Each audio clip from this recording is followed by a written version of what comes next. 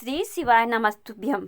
एक समय की बात है, भगवान शंकर, माता पार्वती जी एवं नारद जी के साथ भ्रमण हेतु चल दिए। वे चलते चलते चैत्र शुक्ल तृतीया को एक गांव में पहुंचे।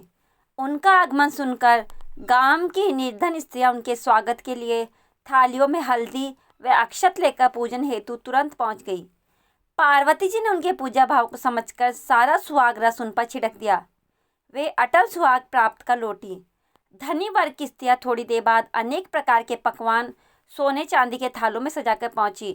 इन स्त्रियों को देखकर भगवान शंकर ने माता पार्वती से कहा, तुमने सारा सुहाग रस तो निर्धन वर्ग की स्त्रियों को ही दे दिया, अभी ने क्या दोगी?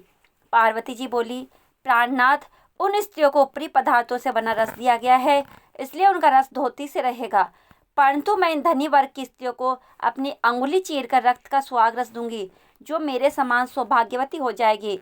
जब इन स्त्रियों ने पूजन समाप्त कर लिया, तब पार्वती जी ने अपनी अंगुली चीरकर उस रक्त को उनके ऊपर छिड़क दिया। जिस पर जैसे छींटे पड़े, उसने वैसा ही सुहाग पा लिया। इसके बाद पार्वती जी अपने पति भगवान शंकर से आज्ञा लेकर नदी में स्नान करने चली गई। स्नान करने के पश्चात बालू की शिवजी मूर्ति बनाकर पूजन किया, भोग लगाया तथा प्रदक्षिणा करके 2 कणों का प्रसाद खाकर मस्तक पर टीका लगाया। उसी समय उस पार्थिव लिंग से शिवजी प्रकट हुए तथा पार्वती जी को वरदान दिया, आज के दिन जो स्त्री मेरा पूजन और तुम्हारा व्रत करेगी, उसका पति चिरंजीवी रहेगा तथा मोक्ष को प्राप्त होगा। भगवान शिव यह वरदान देकर अंतर्ध्यान हो गए। इतना सब करते करते पार्वती जी को काफी समय लग गया। पार्वती जी नदी के तट से चलकर उस स्थान पर आई जहाँ पर भगवान शंकर व नारद जी को छोड़कर गई थी। शिव जी ने विलंब से आने का कारण पूछा तो इस पर पार्वती जी बोली, मेरे भाई भावज नदी किनारे मिल गए थे, उन्होंने मुझसे दूध भात खाने व ठहरने का आग्रह किया, इसी कारण से आने में देर हो गई। ऐसा जानकर अंतर्यामी भगवान शंकर भी दूध भात खाने के लालच में नदी तट की ओर चल दिए।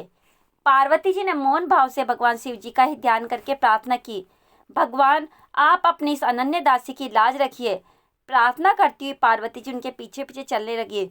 उन्हें दूर नदी तट पर माया का महल दिखाई दिया। वहां महल के अंदर शिव जी के साले तथा सहलज ने शिव पार्वती का स्वागत किया। वे 2 दिन वहां रहे। तीसरे दिन पार्वती जी ने शिव जी से चलने के लिए कहा तो भगवान शिव चलने को तैयार ना हुए। तब पार्वती जी रूठ कर अकेले ही चल दी। ऐसी परिस्थिति में भगवान शिव को भी पार्वती के साथ चलना पड़ा। नारद जी भी साथ चल दिए। चलते चलते भगवान शंकर बोले, मैं तुम्हारे मायके में अपनी माला भूल आया। माला लाने के लिए पार्वती जी तैयार हुई तो भगवान ने पार्वती जी को न भेजकर नारद जी को भेजा। वहां पहुंचने पर नारद जी को कोई महल नजर नहीं आया। वहां दूर दूर तक जंगल ही जंगल था। सहसा बिजली कौंधी। नारद जी को शिव जी की माला एक पेड़ पर टंगी हुई दिखाई दी। नारद जी ने माला उतारी और शिव जी के पास पहुंचकर यात्रा कर कष्ट बताने लगे। शिव जी हंसकर कहने लगे, यह सब पार्वती की ही लीला है। इस पर पार्वती जी बोली, मैं किस योग्य हूँ, यह सब तो आपकी ही कृपा है। ऐसा जानकर महर्षि नारद जी ने माता पार्वती तथा उनके पतिव्रत प्रभाव से उत्पन्न घटना की मुक्त कंठ से प्रार्थना की, हे पार्वती माता, जैसे आपने सभी को सुहाग दिया, वैसा हमें भी सुहाग देना। कहानी कहने वाले, सुनने वाले, हुक्कारा भरने वाले सभी को अखंड सुहाग देना। विनायक जी की कहानी। एक गांव में एक भाई बहन रहते थे। बहन का नियम था कि वह भाई का मुंह देखकर ही खाना खाती थी। बहन की दूसरे गांव में शादी कर दी। वह ससुराल का सारा काम खत्म करके भाई का मुंह देखने आती। रास्ते में झाड़ियां ही झाड़ियां थी। उन्हीं झाड़ियों के बीच गणेश जी की मूर्ति और तुलसी माता का हरा भरा पौधा भी था। वह रास्ते भर कहती जाती, हे भगवान, मुझे अमर सुहाग और अमर पीहरवास देना। झाड़ियों के कारण कई बार उसके पैरों में कांटा भी चुभ जाता था। एक दिन उसके पैरों से खून निकल रहा था। वह भाई का मुंह देखकर भाभी के पास बैठी। भाभी ने ननद से पूछा कि आपके पैरों में क्या हो गया है? तब बहन बोली कि रास्तियों में झाड़ियों में मेरे पैर कट गए हैं। भाभी ने अपने पति से कहा कि आपकी बहन रोजाना आपका चेहरा देखकर ही खाना खाती है। वह जिस रास्ते से आती है वहाँ झाड़ियों के कारण उसके पैर कट जाते हैं। आप वहाँ का रास्ता साफ करवा दो। भाई ने कुल्हाड़ी लेकर सारा रास्ता साफ कर दिया। रास्ते में से विनायक जी, तुलसी माता को भी हटा दिया। इससे भगवान नाराज हो गए और उसे हमेशा के लिए नींद में सोता हुआ छोड़ दिया। पत्नी जोर जोर से रोने लगी। बहन रोज की तरह भाई का मुंह देखने के लिए निकली तो उसने देखा रास्ता साफ है। उसने देखा कि विनायक जी की मूर्ति भी यथास्थान नहीं है और तुलसी माता का पौधा भी उखाड़ दिया गया है। उसने विनायक जी की मूर्ति को स्थापित किया और तुलसी माता का पौधा लगाया। वह भगवान के पैर पकड़कर बोली, हे भगवान, अमर सुहाग देना, अमर पीहरवास देना। इतना कहकर वह आगे चलने लगी।